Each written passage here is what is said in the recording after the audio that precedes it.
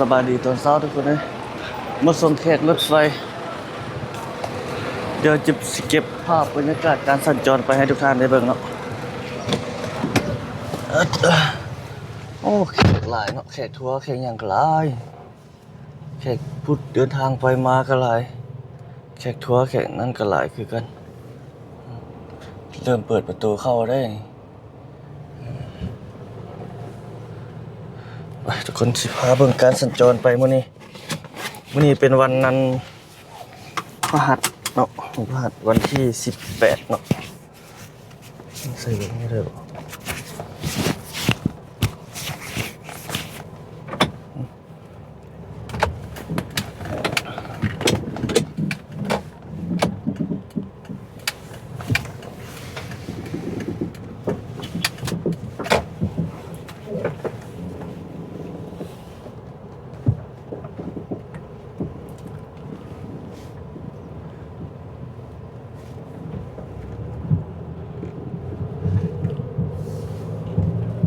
แขกทัวร์หลาย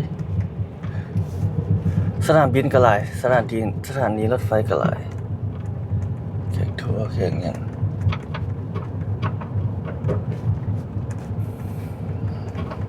กว้างขวางก่อนแต่เก่าหลายเนาะสถานีรถไฟบนจอดรถแต่เข้ามานี่ 10,000 กีบแล้วเลย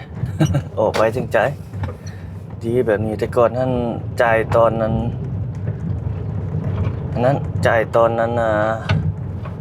เข้ามาเรียดคิวเลยอยู่วันนี้จ่ายตอนออกนี่คือใครน้อยนึงไหวเนาะโอ้ตะเวนกำลังขึ้นบนจอดรถกลางคืนอยู่บนท่านนั้นเต็มเลยไปเที่ยววังเวียงไปอย่างรถมาจอดวันนี้สบายคืนนึง 80,000 กีบหรือว่านักท่องเที่ยวมาแต่ฝั่งไทยรถใหญ่มาป่าวันนี้แล้วก็ขี่รถไฟไปสบายคือกันนี่ข้ามหนองคายมาจอดไว้นี่เนาะ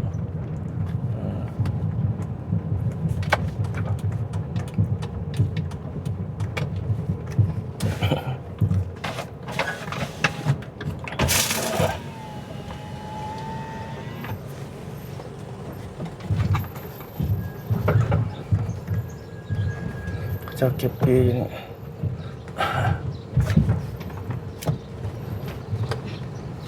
เอาปีเลยโอเค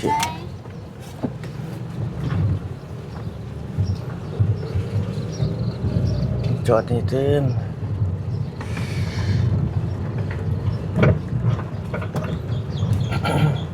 โอ้รู้จักกันตัดหน้าไฟขักแท้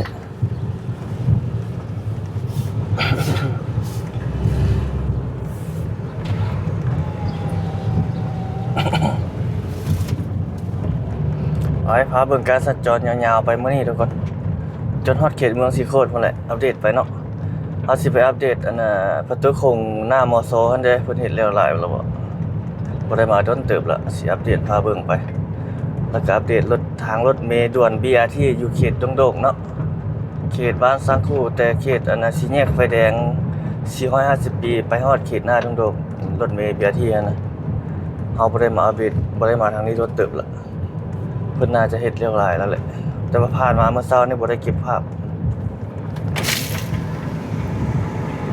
โลนี้ตะเวนกำลังขึ้นเบิ่งรถหยังเจ้าไปส่งแขกส่งคนยามเช้าทุกคนเวียงจันทน์บ้านเฮา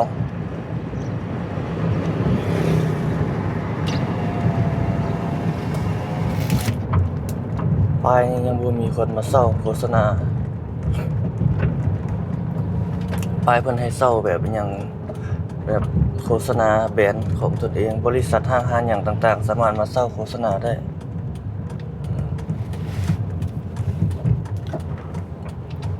รถทัวร์เห็นมาเมื่อรถแขกทัวร์หลายนักท่องเที่ยวจีนมาบ่ว่าแต่ใส่สถานที่ต่างๆส่วนหลายจะเป็นคนจีนไปหลายจะมาเที่ยวหลายเด้ถ้าท่านใดไปสถานที่ท่องเที่ยวก็น่าจะรู้แหละนี่เดี๋ยวหลายเขาจะเฮ็ดเฮือนเฮ็ดหยังบริษัทบ่เป็นหยังตั้งเสาตั้งหยังท่องเที่ยวบ่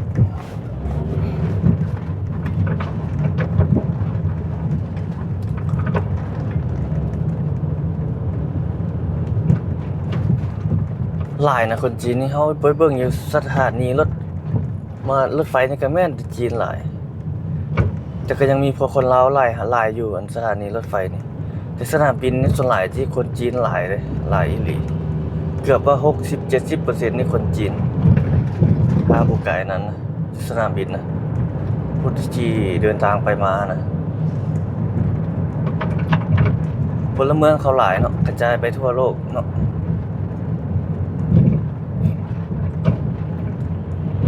แต่ก่อนนี่เขาเจ้ายังเอาลูก1คนมากำหนดแต่ว่ายามนี้บ่แน่ใจว่าสิเอาจักคนยามนี้น่าจะ2-3ได้แล้วยามนี้เพราะว่าเขาเจ้า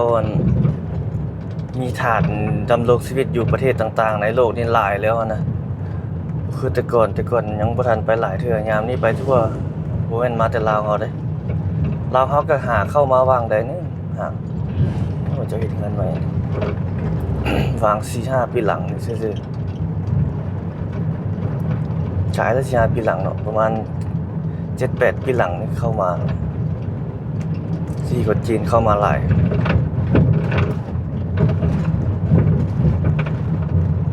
คืออยู่เขตซังเจี้ยงนั้นหลายเขาเจ้าเฮ็ดกำลังเข้ามาหลายๆถ้าเทียบใส่ประเทศไทยก็เป็นเยาวราชบ่เนาะใช่นาทาวน์บ้านเฮาเราเขตซังเจี้ยงแต่ว่ามันต่างแต่ว่าบ้านเฮามีเขตเศรษฐกิจพิเศษหลายเขตเศรษฐกิจพิเศษนี่ก็หลายแต่ว่าก็มีหลายประเทศเข้าลงถึงคือเศรษฐกิจบึงท่าหลวงบ่กรมรวมไซสิทธาบ่หรือว่าอยู่ที่อื่นๆนั่นนะอยู่ในนครหลวงวิจันทร์แต่ว่าอยู่แข่งอื่นก็มีคือกันเนาะคือเศรษฐกิจสามเหลี่ยมทองคำบ่หรือว่าเศรษฐกิจทางภาคใต้ก็มีคือกันเนาะหลายอันนี้เป็นถนน410 ปีโอ้มื้อนี้แดดออกแต่เช้าเลยเนาะนี่เขาจะถมดินแล้วนี่ถมดินเรียบร้อยหมดแล้วนี่อยู่บ่โดนอันนี้นะจะเป็นหยังเนาะรอติดตามเบิ่งโครงการเขาเจ้าตัวนี้ก็ถมแล้วเป็นของคนลาวเฮาบ่หรือว่าจะเป็นของนักลงทุนบ่เดี๋ยวรอเบิ่งต่อไป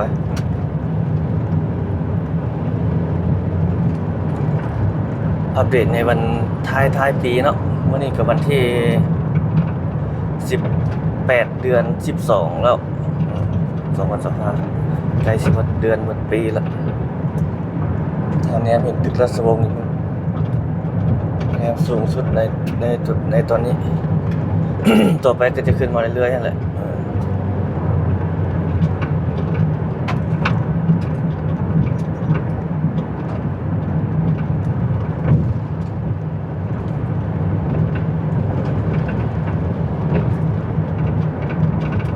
เพิ่นแต้มเส้นแบบนี้แล้วสัญจรง่ายเนาะแต่ก่อนบ่มีเส้นทางมาลายนะเฮ้ยทาง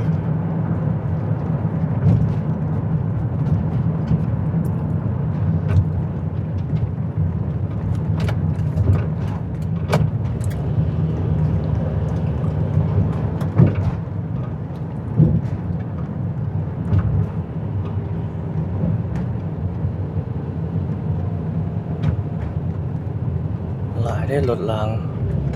ใกล้โมงไปพี่ไปงานเลย7 โมง19 องศา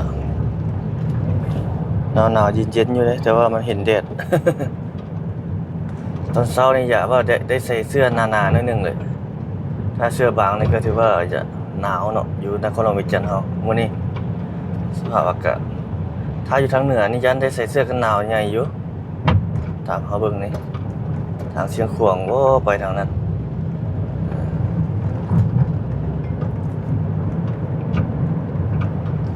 คนมาจับใจายใช้สอยหลายแต่เช้าแต่เสียเลยเขตตลาดให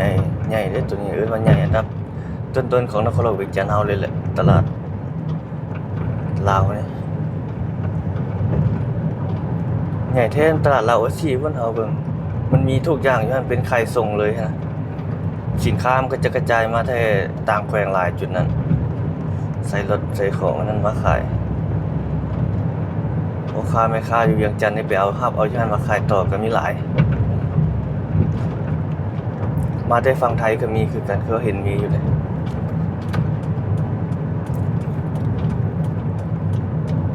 มาจั่วนี่มาไปบินทบาทมา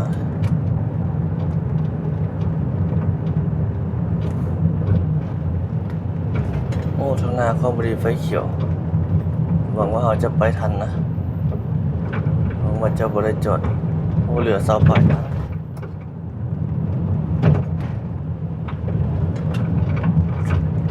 10 ใบ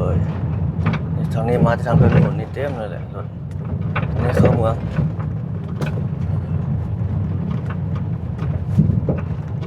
แกงกองไว้หลายท่านผู้ชมสิหลายตาเลย ทางหน้านี่เบียร์ฉี่แต้มเส้นแต้มอย่างไรแบบนี้แหละปรับปรุงเคิร์ฟแดงให้เอาออกหมดเลยอยู่ถนนไกรสอนเนาะแต่ตอนนั้นเขาก็ยังว่าเพิ่นบ่ออกนี่เพิ่นให้ฮือออกหมดเลย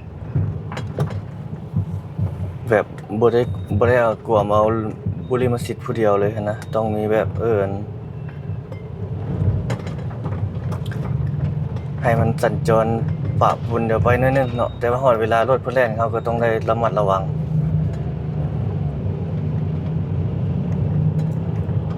อันนี้ถ้าใส่เครือบแดงนี่ฮะจะบ่สามารถเข้าไปแบบนี้ได้นี่บ่นี่รถไฟยกตัวอย่างรถไฟนี่เข้าไปทางเพิ่นตัวนั้นนะถ้าเพิ่นเฮ็ดเครือบแดงใส่นะแต่อันนี้เวลารถเพิ่นบ่แล่นเฮาก็สามารถหลีเจ้าหลีค่อยไปกวมเอาทางเพิ่นได้คือแบบนี้สามารถไปแบบนี้ได้น้อยนึงแก้ไขไปเป็นบางระยะเนาะแต่ถ้าใส่เครือบแดงนั้นเฮาบ่สามารถไปได้เลยนะมันจะเป็นบุริมสิทธิ์ของเพิ่นเองเลยฮะ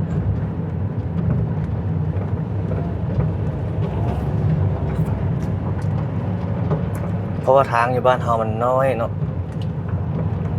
แต่ว่าอยู่ประเทศอื่นก็มีคือกันทางน้อยทางน้อยก็มีคือกันยกตัวอย่างคือญี่ปุ่นนี่น่าจะมีทางน้อยอยู่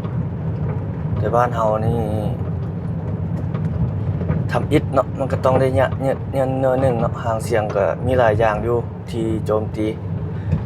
ในแง่บวกแง่ลบก็ปะปนเดียวไปนั่นแหละ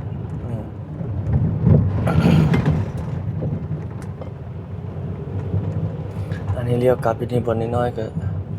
ถล่มรถแล้วก็เลี้ยวรถได้นี่PRT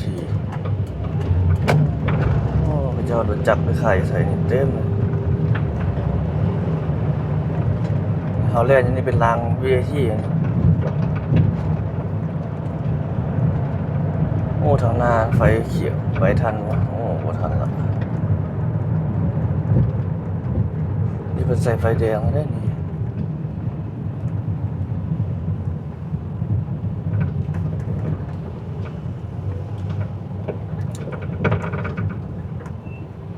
แต่ก่อนบ่มี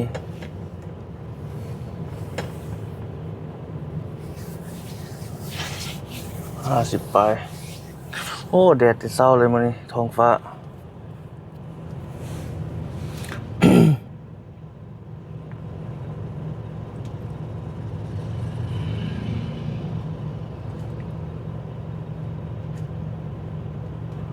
สถานี BRT นะ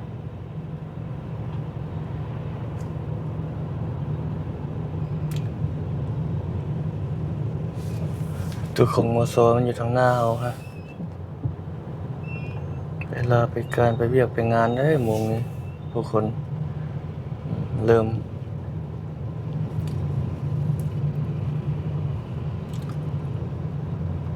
นักเรียนนักศึกษานำ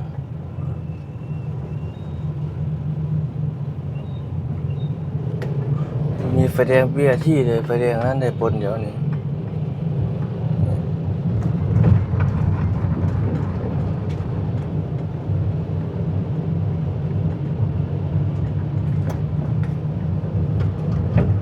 เส้นสีแดงมันบนเมื่อกี้เพิ่นหมายบทเบี้ยที่น่าจะเป็นทางย่างเข้ามาข้ามเข้ามาหารถไฟฮะสถานีฮะขึ้นรถฮะรถเมล์ฮะ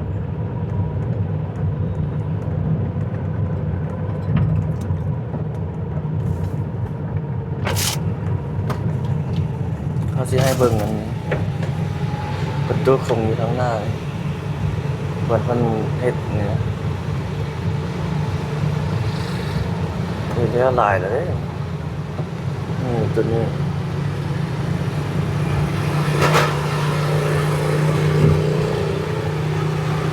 โอ้ปิดตัวเนาะปิดแล้วหลายเปอร์เซ็นต์แล้ว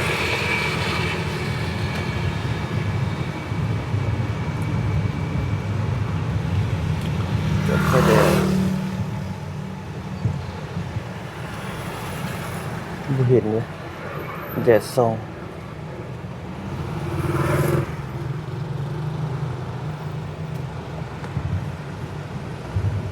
เข้าไปทางนั้นเลยแต่นี่ได้รถกระบะ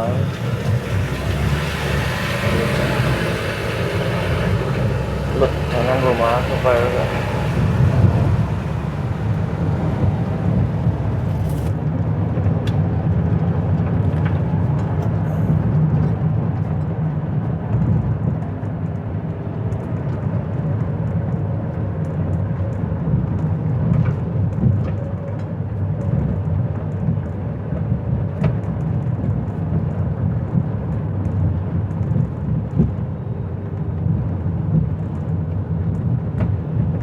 นี่สีแยกไฟแดงตันมีชัย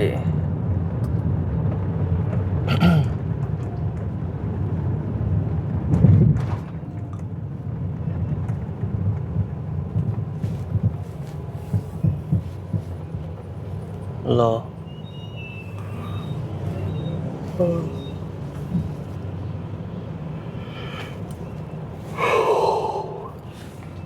เลี้ยวซ้ายก็จะเข้าไปทางนั้น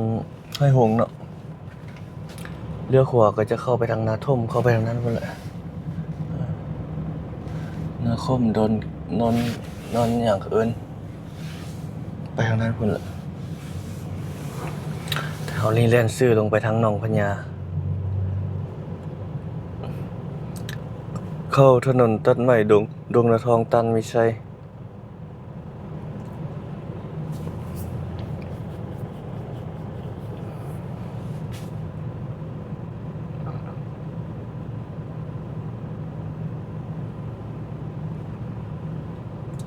หรือว่าสิไปทางอันตลาดอันน่ะมันหยังก็ตลาดลาวสัมพันธ์เกี่ยวลงพุ่นรถลัดไปนี่ก็ได้เนาะมันน่ะรถมันจะบ่ได้ติดไปทางตัดใหม่ตันมีไซดงนาทองเนี่ยแล้วก็ปีเข้าไปทางดงนาโซกคือเก่าอัปเดตไปทางนี้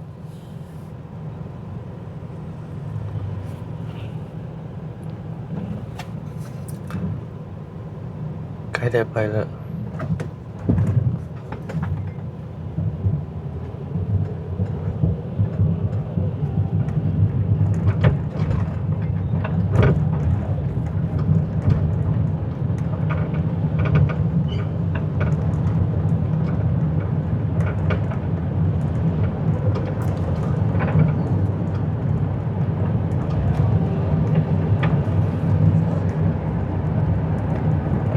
โอ้แดดแต่เช้ามื้อนี้รถก็ยังสัญจรบ่ทันหลายปานใด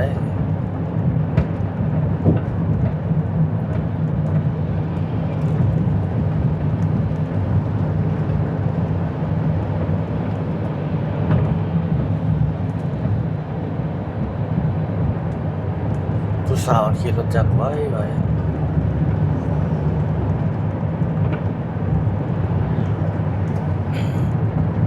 อยู่ทางหน้าเฮาบนนี่เขาจะอ้อมสังกะสีเลยทุกคน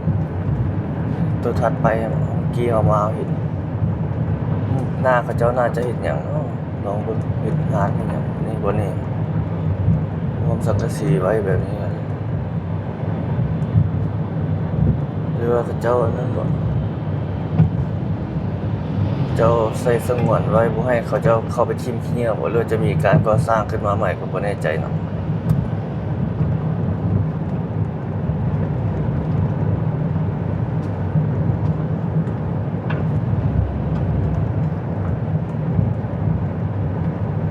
บ้านหนองพญาแล้วเขตนี่เข้านี่เข้าทางหน้านี่ไปสอดใส่พุ่นน่ะดงนาทองนี่ไฟแดงมันเปิดอยู่บ่ได้เปิดเด้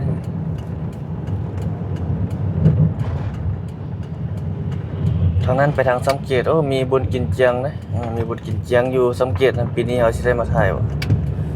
แต่ว่ายังบ่ฮู้ว่าเพิ่นเฮ็ดมื้อใดฮะ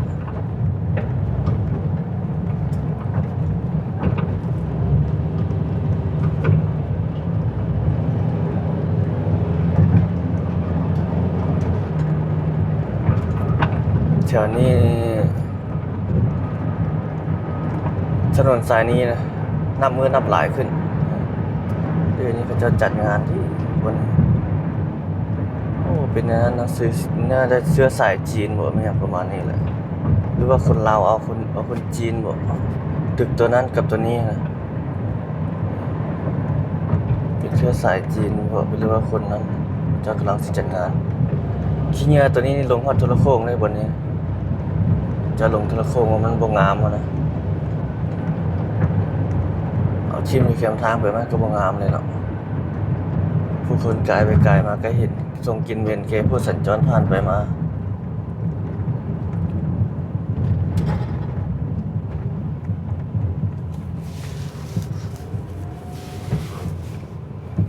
นี่มาแต่ทางสังเกตมันหลุดมาบางเบื้องนั้น43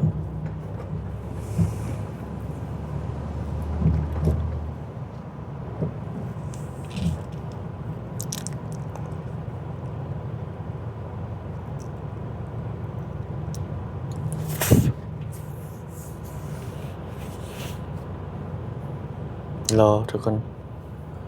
รอไฟแดง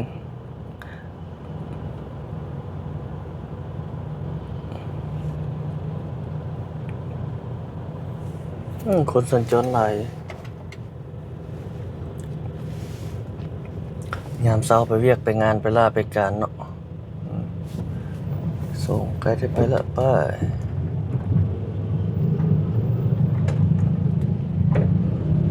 โดยขนาดสัญญาณว่าสิเข้านี่มันบ่เข้าเนาะรถตู้ขนาด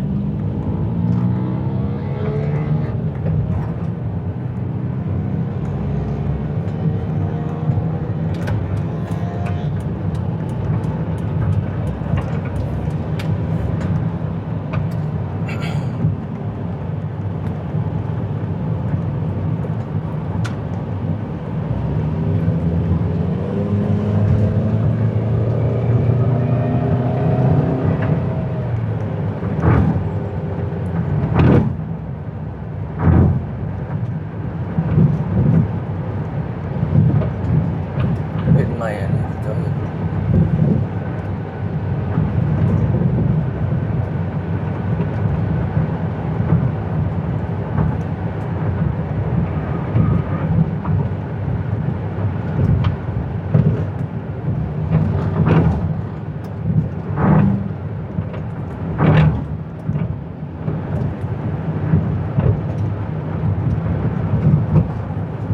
ข้างหน้านี่เขาเจ้ากำลังถมดินอยู่ทุกคนนี่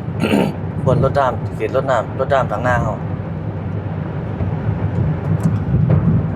เจ้าเกดินมาถมเลยว่าใส่หลายเลยเต็มเมื่อวานนี้ตัวแรงเขาไปทางนั้นจันทร์สว่างกะลายนี่เขาเจ้ากำลังถมอยู่นี่บอกกำลังถมดินถ้ามีทางเขาคิดว่าเขาเจ้าเฮ็ดสวนเขาเจ้าถมดิน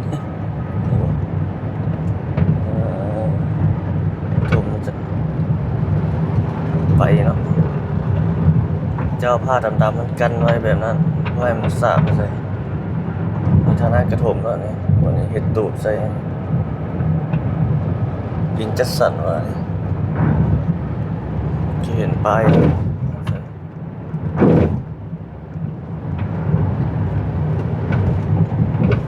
คนลาวเฮานี่มีดินน้อยคนที่จะมีทุนสร้างเองนะส่วนใหญ่จะพึ่งพานักลงทุนเนาะบางคนก็ร่วมทุนเจ้ามีดินเจ้ามีเงินมาสร้างได้เนี่ยประมาณนี้แบบร่วมธุรกิจเดียวนะบางคนก็ให้เช่าเลย 4-50 ปีก็ว่ากันไปเช่านี่ส่วนหลายเนาะ าเห็นเศร้ากับขา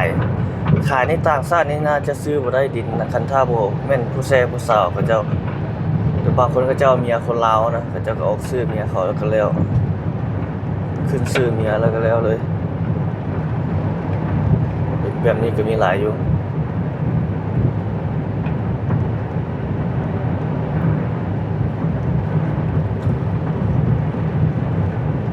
บ้านหนองบึกใต้ไปซื้อซอดใส่ดงนาทองพุ่นแหละทุกคนเขาจะบ่ไปพุ่นเขาจะเลี้ยวเข้าไปทางดงนาโศกเนาะพาเบิ่งพาเลาะการสัญจรอัปเดตล่าสุดเรื่อยๆอันนี้คลิปนี้ตอนนี้ก็ล่าสุดมื้อนี้แหละวันที่18เนาะเดือน12 2025ยามเช้าตอนนี้ประมาณ 7:30 8:00 นยัง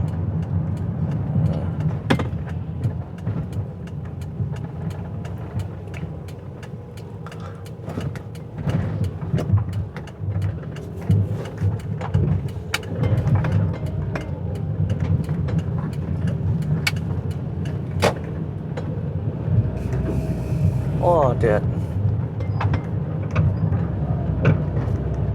วันนี้ก็จะมาตั้งแคมป์อย่างนี้นี่โอ้ฮานฝือ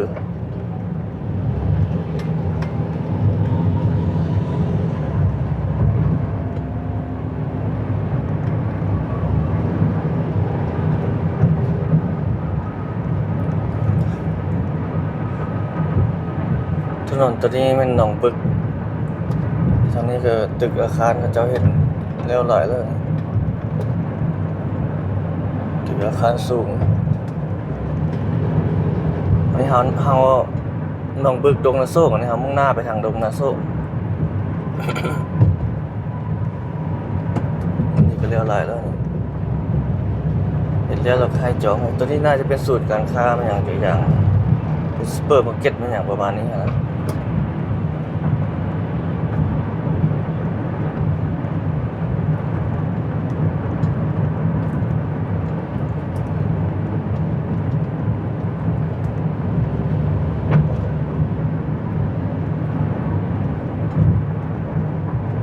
ทางตัวนี้ถ้าเขาจะเอาน้ำไม้นี่ก็คืองามเลยทุกคนอันนี้มันมีขี้เหงื่อขี้อย่างค้างอยู่แล้วนี่ได้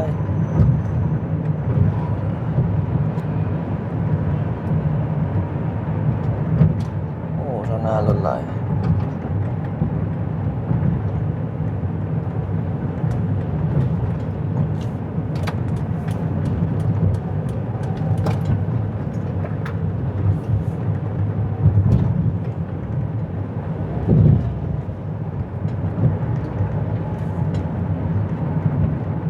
รถจกอันนี้โอ้มีรถจกนี่ก็รวยเลยเป็นจกเป็นยังโอ้จะแก่รถดำไปแบบนั้นเลยเนาะ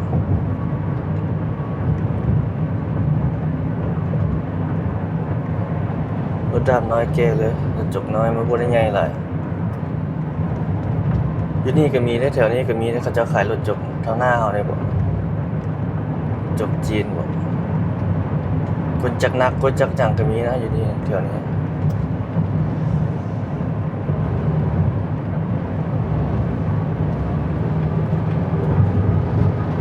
เพจนี้ทำเลจีนแบรนด์จีนหลาย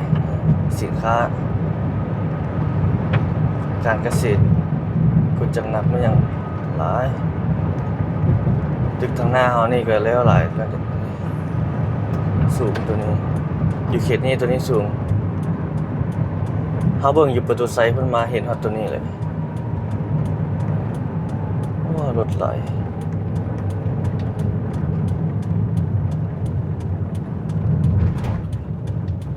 นี่ตัวนั้นก็เลี้ยวหลายส่งเข็นขึ้นมาตัวที่2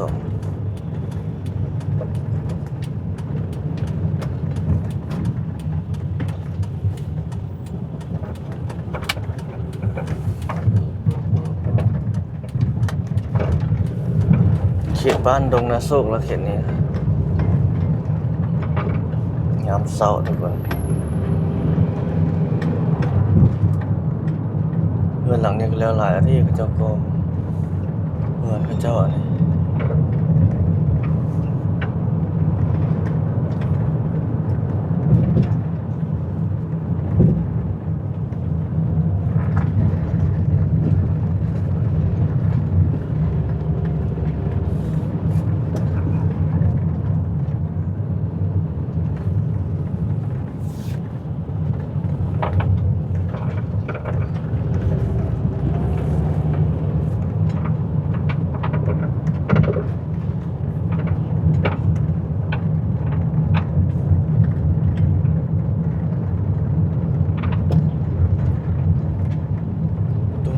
สู้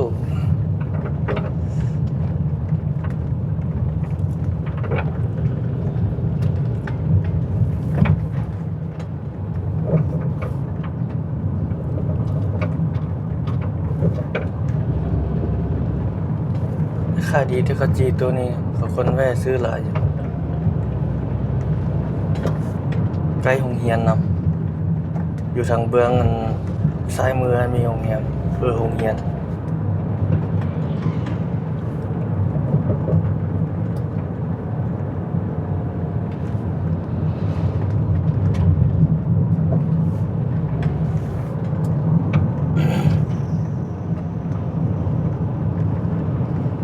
ดงนาโศกเหนือเขตนี้เขตทงนาเวลาดงนาโศกใต้ฮอดเขตจังเจียงเขตเศรษฐกิจคนจีนเลยโอ้ไฟเขียวข้างหน้าไปทันบ่สิไปทันอยู่บ่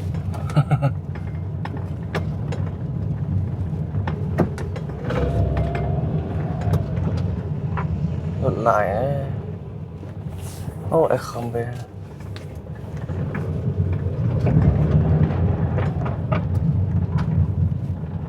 รถคันนี้ออกครับพี่ลูกไป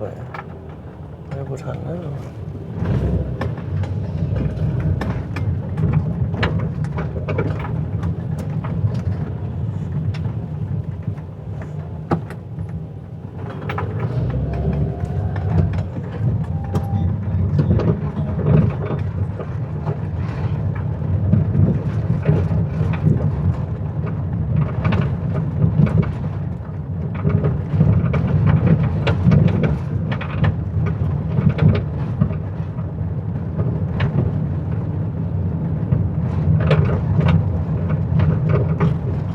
เกือบได้จอดถะ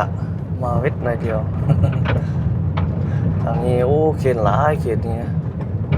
สังจบสังเจียงแล้วเขตนี้เขตคานขึ้นประจงพังเจียงเขตพัฒนาเข้ามาเฮ็ดมาสร้างของนักลงทุนหลายเลย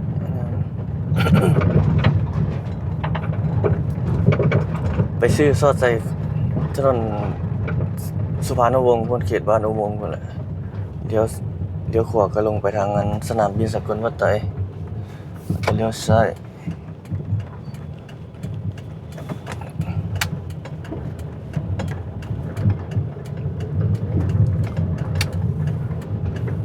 อ๋อโอ้คลิปนี้สมควรทุกคนเนาะยาวยืดยาว เดี๋ยวไว้พบกันใหม่คลิปถัดไปทุกคนเลยทักทายทุกท่านสบายดียามเช้ามื้อนี้ก็จะประมาณนี้แหละเนาะขอบใจทุกคนพบกันใหม่สบายดี